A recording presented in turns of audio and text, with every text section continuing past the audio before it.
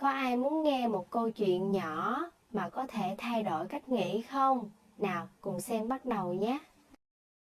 Nước là nguồn sống, sen cắm rễ dưới đầm lầy. Nhưng đời còn một thứ gốc khác, sâu độc hơn ngàn vạn lần, gốc rễ của sự tiên tưởng mù quáng. Giữa thời loạn lạc, Tôn Tẩn đã đặt trọn niềm tin vào Bàn Quyên, coi y như huynh đệ ruột thịt. Một lòng tin son sắt, ngờ đâu lại đẩy chàng trai hiền lành ấy vào bước đường cùng, biến chàng thành tội đồ chỉ trong gang tấc. Bởi lẽ, người đời thường chỉ thấy những điều tốt đẹp người khác dành cho mình, mà quên mất rằng cuộc đời đâu chỉ toàn màu hồng.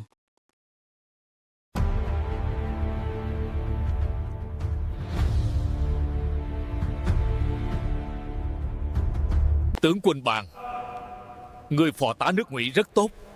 Trẫm có thể ban thưởng công lao to lớn của ngươi thế nào đây?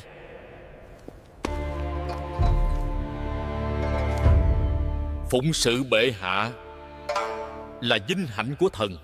Anh trai ta, Bàn Quyên, đã gọi ta đến. Hắn hứa với ta vinh quang, một cuộc đời mới. Huynh đệ, huynh cho gọi ta. Có tin tức gì từ quê nhà không? Có một lá thư đến cho ngươi. Đọc đi.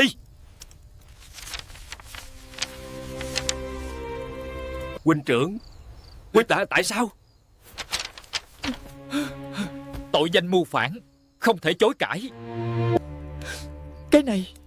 Cái này không thể nào. Đó là một lời nói dối.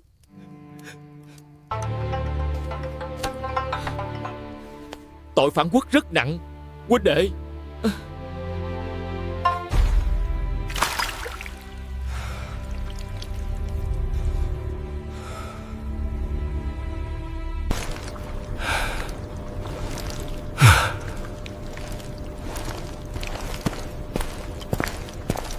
Anh ta đã lấy đi sự tin tưởng của tôi. Anh ta đã lấy đi đôi chân của tôi. Anh ta bỏ mặc tôi trong đống bẩn thỉu mà chết. Tốt, quá tốt. Một bữa tiệc cho một vị vua. Nhưng hắn không thể lấy đi lý trí của ta. Và ta sẽ nhớ tất cả mọi thứ. Bàn Quyên năm xưa từng làm môn đệ chất phác của Quỷ Cốc Tử, giờ đây đã leo lên vị trí nguyên soái nước Ngụy. Đô thành đại lương phồn vinh hùng mạnh, triều đình trọng vọng, Ngụy Huệ Vương ban thưởng hậu hĩnh.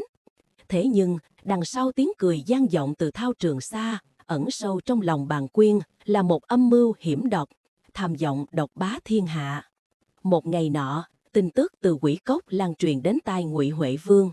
Mặc Tử Tâu, đại vương còn một môn đệ khác của Quỷ Cốc Tử, chính là Tôn Tẩn, tài năng thậm chí còn hơn cả Bàn Quyên. Ngụy Huệ Vương vừa thán phục vừa áy náy. Chỉ tiếc ta không biết sớm, để đến giờ mới hay, thật là lỗi của quả nhân. Nghe vậy, Bàn Quyên đứng cạnh, lửa ghen bừng bừng trong lòng, lập tức nuôi ý định hãm hại người bạn cũ. Ít lâu sau, một lá thư giả mạo từ hai người anh họ Tôn Bình, Tôn Cát được gửi đến Tôn Tẩn qua tay một thương nhân lạ mặt. Nội dung thúc giục chàng mau chóng trở về, đoàn tụ anh em. Tôn Tẩn mừng rỡ không xiết, nhưng trong thâm tâm vẫn muốn ở lại lập công danh để báo đáp nước Ngụy. Bàn Quyên thấy vậy, liền ra vẻ nhân nghĩa. Đệ sẽ tâu xin nhà vua cho huynh được về Tề đoàn tụ. Đâu ai ngờ, tên thương nhân kia chính là tâm phúc của Bàn Quyên, kẻ được sai khiến để Ngụy tạo bức thư, hòng lấy cớ buộc tội Tôn Tẩn. Bức thư giả mạo lập tức bị Bàn Quyên trình lên Ngụy Huệ Vương. Nhà vua kinh ngạc giận dữ quát: Tôn Tẩn kia sao dám phản đổi ta? Bàn Quyên trong lòng hả hê, nhưng ngoài mặt giờ lo lắng. Tâu đại vương, nếu thả Tôn Tẩn đi, e rằng tội chết không tránh khỏi. Ngụy Huệ Vương lưỡng lự, nhưng ta không muốn hại người hiền tài. Bàn Quyên liền mỉa mai, để trừ hậu họa, chỉ cần chặt chân là đủ. Tôn Tẩn từ đó trở thành phế nhân, dùng ngoài mặt cố tỏ ra cam chịu, bình thản, nhưng trong lòng chàng là nỗi đau đớn tột cùng.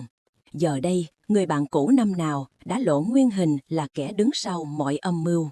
Bàn Quyên vẫn chưa buông tha, hắn giả vờ khóc thương tới thăm. Thương cho huynh quá, tôi không nỡ nhìn huynh sống như súc vật thế này. Chính lúc đó, Trong lòng Tôn Tẩn bỗng rực sáng chân tướng. Bàn Quyên muốn chàng sống thôi thóp để tiện bề cướp đoạt binh pháp. Đêm đêm nung nấu ý định trả thù, Tôn Tẩn quyết định giả điên để tự cứu mình. Chàng la hét: "Các ngươi là yêu tinh ư? Ta không ăn thuốc độc."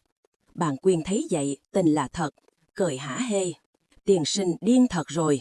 Rồi ra lệnh dứt thân thể tàn phế, sống dở chết dở của Tôn Tẩn vào chuồng heo.